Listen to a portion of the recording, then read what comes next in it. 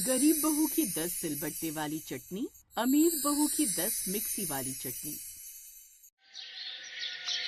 वेदिका अपनी देवरानी को देखकर मुंह बनाकर कहती है, रचना, तुम्हें पहनने ओढ़ने का तरीका नहीं आता क्या?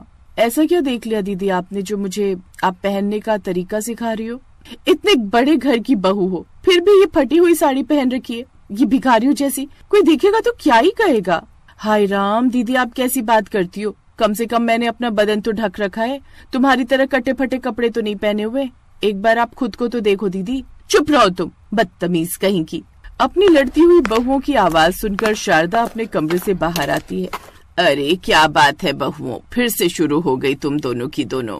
माँ जी मैं कह रही हूँ, इस गवार को रहने का तरीका सिखा दो आप, नहीं तो पड़ोस में बहुत बदनामी हो जाएगी हमारी। माँ जी वही तो मैं भी कह रही हूँ, दीदी को जरा कपड़े पहनना सिखा दो आप, नहीं तो किसी दिन इनकी इज्जत तार तार हो जाएगी। बस करो तुम दोनों, मैं सामने खड़ी हूँ फिर भी बेशर्मों की तरह आपस में लड़ी जा रही हो। जाओ जाकर रसोई में काम करो। शारदा की एक बहू वेदिका पढ़ी लिखी, होनहार और मॉडर्न थी, वहीं दूसरी तरफ रचना बहू एकदम अनपढ़ और गंवार थी, बिल्कुल देसी खान पान और साधारण किस्म की। बस इसी बात की वजह से रचना और वेदिका के बीच अनबन रहती थी, जिस वजह से शारदा बहुत परेशान रहती थी। लेकिन बेचारी करती भी तो क्या करती, बहुओं को घर से तो निकाल नहीं सकती थी, इसलिए उनके हर रोज के यही तू मैं सुनती रहती थी। ऐसे ही एक दिन की बात है, शारदा का पति हरिओम कहता है, अरे भाग्यवान सुनती हो, वो क्या है ना, कल से मेरा पेट बहुत खराब हो रहा है, तो तुम आज खाने में कुछ हल्का ही बनवाना बहुओं से, और हाँ पुदीने की चटनी जरूर बनवा लेना, ताकि उससे थोड़ा हाजमा ठीक हो जाए। सही कह रहे हो, जब से शादी में से आए हैं मेरा भी पेट खराब है। एक काम करती हूँ, रचना को कह देती हूँ थोड़ी सी पुदीने की चटनी बना देगी। तभी पास से गुजर रही वेदिका उनकी बात सुन लेती है और अपनी सास से कहती है, रचना को क्या कहने जा रही थी माँ जी, आप मुझे बता दीजिए।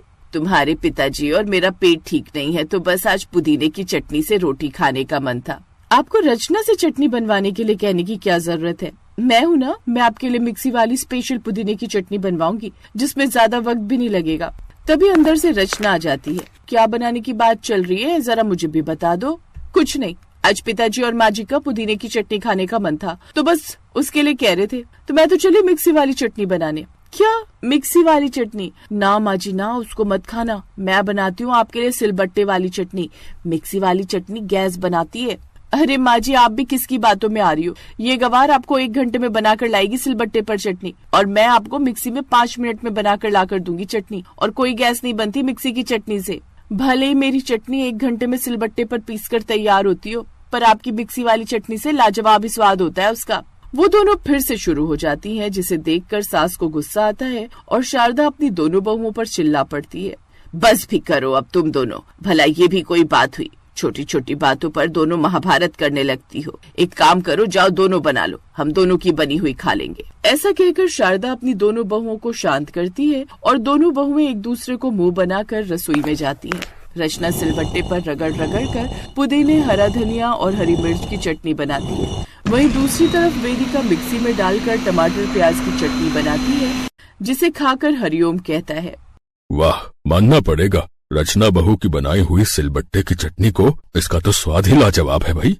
कह तो आप सही रहे हो, सिलबट्टे की चटनी तो वाकई में स्वाद लग रही है, पर थोड़ा धीरे बोलो, वेदिका बहू को पता चल गया ना तो अभी महाभारत छेड़ देगी। ऐसे ही वक्त गुजरता है, लेकिन दोनों बहुओं के बीच तालमेल नहीं बैठता। एक दिन की बात है, वेदिका का पति शाम को ऑफिस से घर आता है और अपनी माँ से कहता है, माँ मेरे ऑफिस से कल कुछ दोस्त खाने पर आएंगे, तो आप सारा इंतजाम करा देना, और हाँ खाने में चटनी जरूर रखना, मेरे दोस्तों को चटनी बहुत पसंद है, मेरे घर की बनी हुई।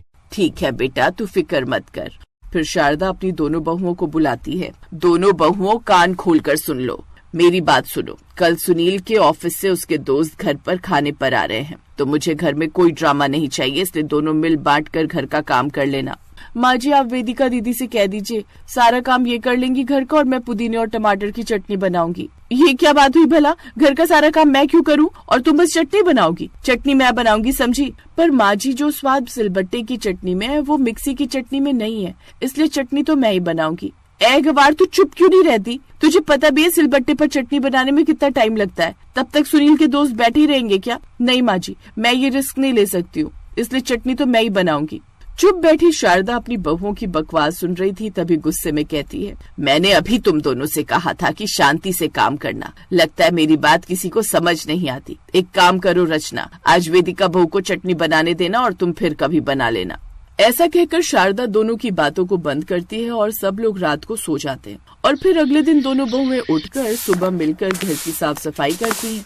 थोड़ी देर बाद शाम को दोनों मिलकर खाना बनाने लगती हैं। रचना ने जो सब्जी बनाई थी सभी सिलबट्टे पर मसाला पीसकर बनाई थी और वेदिका ने जो सब्जी बनाई थी उसके मसाले मिक्सी में पीसकर बनाए थे। और जैसे ही वेदिका हरा धनिया और सारी चटनी का सामान मिक्सी में डालती है तुरंत ही लाइट चली जाती है। ओह गॉड, अब मैं चटनी कैसे बनाऊंगी? ये तो लाइट ही चली गई। नौस्पिटी, मुझे पता है तुम्हारी नजर लगी ताकि मैं चटनी न बना सकूं। देख लो दीदी, अब तो भगवान भी यही चाहते हैं कि आप चटनी ना बनाओ। तभी रसोई में शारदा आती है और अपनी बहुओं से कहती है, दोनों ने सारा खाना बना लिया ना? और वेदिका, तुम्हारी चटनी तैयार हो गई। तभी वेदिका डरते हुए कहती है, वो माँ जी क्या है ना, मैं जैसे ही चटनी बनाने के लिए गई तभी अचानक लाइट ही चली गई। नास्पिटी, सुबह से सो रही थी क्या जो तुझे अब चटनी बनाने की याद आई थी? सुनील ने पहले ही कहा था किसी चीज की कमी नहीं रहना चाहिए और स्पेशली उन लोगों की डिमांड चटनी खाने की थी। तभी घर की डोरबेल बजती है जिसको सुनकर शारदा कहती है, लो सुनील के दोस्त भी आ गए हैं, अब ना जाने क्या ही होगा। तभी रचना कहती है, माँ जी और दीदी जब साथ हो रचना तो चिंता किस बात की, मैं अभी सिलबट्टे पर चटनी बनाती हूँ। फिर जल्दी से रचना जमीन पर बैठकर सिलबट्टे पर चटनी बनाने में लग जाती है। और जब तक रचना सिलबट्टे पर चटनी रगड़ती है तब तक वेदिका सबके लिए बाहर टेबल पर खाना लगा देती है। फिर सुनील के सभी दोस्त खाना खाते हैं। खाना खाने के बाद खाने की खूब तारीफ की गई। अरे यार, जो भी कहो, मटर पनीर और चटनी का तो कोई जवाब ही नहीं है यार। हम तो दीवाने हो गए भैया। न जाने भाभी ने ऐसा क्या मिलाया यार, है जो खाने से पेट तो भर गया पर यार मन अभी तक नहीं भरा यार। हाँ यार, मेरे घर में 2 तरह की चटनी बनती है, एक सिलबट्टे वाली चटनी और एक मिक्सी वाली चटनी। पर मैं तो इन दोनों में कभी भी फर्क ही पता नहीं कर पाता हूँ कि कौन सी चटनी मिक्सी की है और कौन सी सिलबट्टे की। अरे नहीं यार, मुझे तो आज ये सारा खाना और चटनी सिलबट्टे की लग रही है, क्योंकि सिलबट्टे की चटनी का तो स्वाद ही अलग है यार। उसकी बनी सब्जी की तो खुशबू भी अलग आती है। मेरे गाँव में मेरी नानी बनाती थी, इसलिए मुझे पता है यार। वो कहते हैं ना, जब तक किसी काम में मेहनत न लगे तो उसका रंग निकल कर नहीं आता है। ऐसे ही जब तक सिलबट्टे पर चटनी पीसकर मेहनत न लगे तो उसका स्वाद नहीं आता है। मिक्सी की चटनी कुछ नहीं है सिलबट्टे की चटनी के आगे।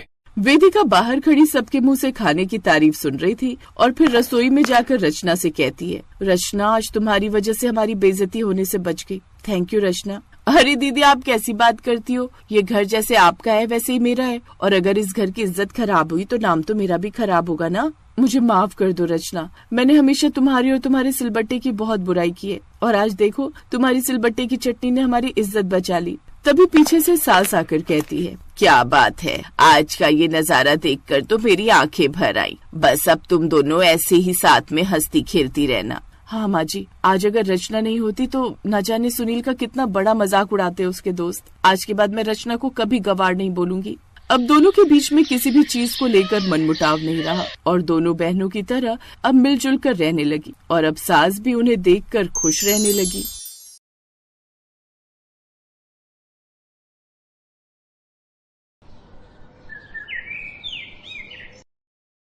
क्या बात है पिताजी, आपको खाना पसंद नहीं आया क्या? आपका चेहरा देखकर तो ऐसा लग रहा है जैसे आपके खाना खाने की इच्छा ही खत्म हो गई हो। बात तो तुम्हारी एकदम सही है बहू, ये खाना देखकर तो मेरा मन ही हट गया। लेकिन इसमें तुम्हारी भी क्या गलती? तुम्हें आए हुए अभी जुम्मा 2 ही दिन तो हुए हैं। गलती तो तेरी सास शारदा की है। अब घर वालों की पसंद नापसंद बताने का काम तो इसका है ना। लेकिन अब तेरी सास को ही परवाह नहीं तो फिर तुझे क्या ही नाराजगी दिखानी। तो बाबूजी आप मुझे बताइए ना, आपके खाने ना खाने की जिम्मेदारी मेरी है। आप मुझे बताइए, अब से मैं आपके खाने पीने का ख्याल रखूंगी। अरे एक बार चख कर तो देखिए, 2 सब्जियां, पूरी, हलवा, कितना कुछ है, लेकिन इनकी जान तो बस चटनी में ही अटकी पड़ी है। और सच कहूँ बहू तो तू रह नहीं दे। अगर तूने इनकी ये फरमाइश पूरी कर दी ना तो तेरा भी जीना मुश्किल हो जाएगा जैसा मेरा हो गया है। ओह, तो ये सब चटनी के बिना होने से हो रहा है। इसका मतलब बाबूजी को चटनी पसंद है। कोई बात नहीं बाबूजी, आप थोड़ी देर रुकिए, मैं जल्दी से चटनी बना कर लाती हूँ। कुछ ही देर में वो चटनी बना कर ले आती है। ये लीजिए बाबूजी, आपकी पसंद की चटनी। अब आप खाना खा लीजिए, फिर बताइए आपको खाना कैसा लगा। अब तू ये ना पूछे तो ही ठीक है बहू। सच में जैसी सास वैसी ही बहू ढूंढ कर लाई है। क्यों, ऐसा क्या हो गया बाबूजी?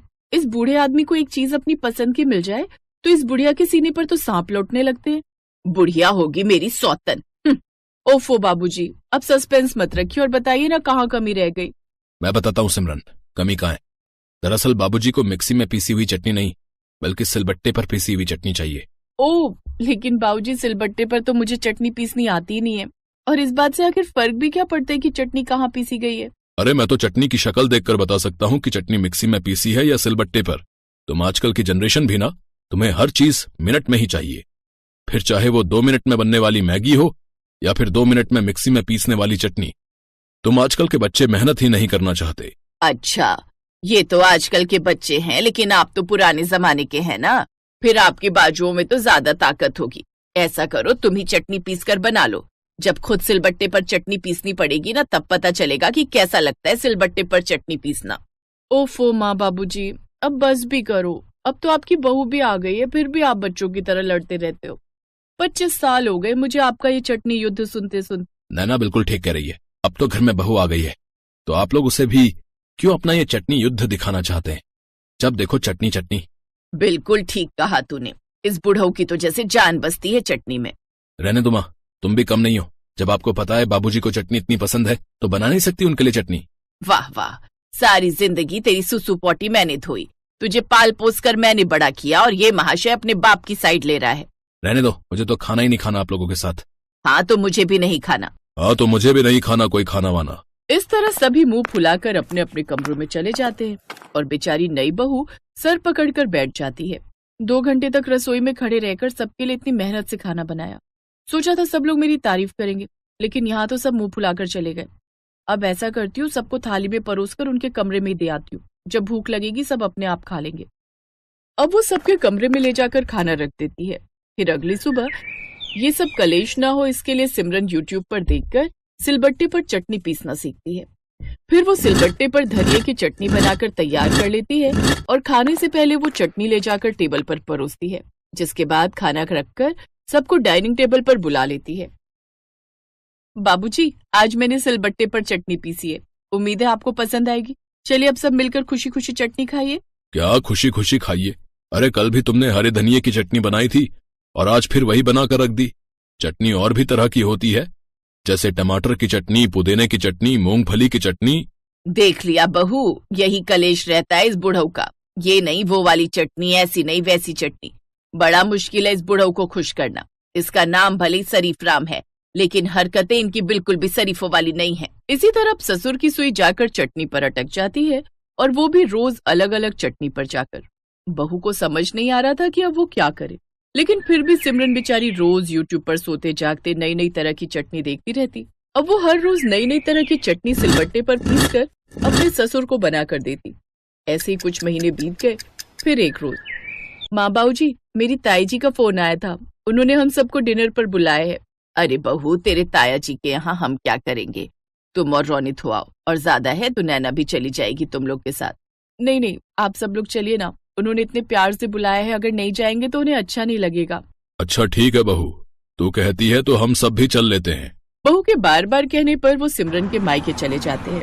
उन्होंने उनकी आवभगत के लिए पूरी तरह की तैयारी की हुई थी। कई तरह के नाश्ते, ठंडे चाय, समोसे और तरह तरह के खाने में पकवान, और मीठे में भी कई तरह की डिश थी। लेकिन शरीफ राम की तो अभी भी भंवरे चढ़ी हुई थी। क्या हुआ भाई साहब, आप खुश नजर नहीं आ रहे? आपको खाना पसंद नहीं आया क्या? वो बात नहीं, दरअसल भोजन तब तक पूरा नहीं होता जब तक भोजन के साथ सलाद, रायता और चटनी ना हो। लेकिन भाई साहब, रायता, सलाद, अचार सब रखा तो है आपके सामने। हाँ, लेकिन चटनी कहाँ है? उसके बिना तो हमें भोजन में बिल्कुल भी मजा नहीं आया। ये सुनकर ताई जी का सर शर्म से झुक जाता है। घर आए हुए मेहमान से ऐसी बात सुनना किसी के लिए भी शर्मिंदगी की बात तो होती ही है। आज तक सिमरन अपने ससुर की सब बातें चुपचाप बर्दाश्त कर रही थी, लेकिन अब नहीं। घर आकर वो अपनी सास से, माँ जी, आज तक बाबूजी ने कभी मेरे खाने की तारीफ नहीं की, लेकिन फिर भी उन्हें अपने पिता जितना सम्मान देकर मैंने उनकी हर फरमाइश पूरी की। मुझे सिलबट्टे पर चटनी बनाना नहीं आता था, लेकिन उनके लिए मैंने वो भी सीखी। लेकिन किसी के घर में जाते वक्त तो थोड़ा लिहाज रखना चाहिए। अब मेरे मायके वालों ने कोई कसर नहीं छोड़ी, लेकिन बाबूजी ने जो उनसे कहा वो मुझे बहुत बुरा लगा।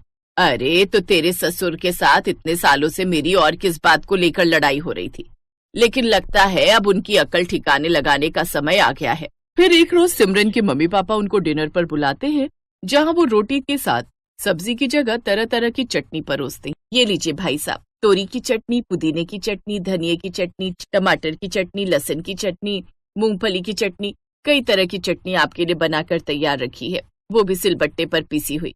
इतनी तरह की चटनी? हाँ, मैं नहीं चाहती थी जो गलती मेरी जेठानी ने की वो मुझसे भी हो, इसलिए आज आप सब्जी की जगह चटनी के साथ ही रोटी खाओ।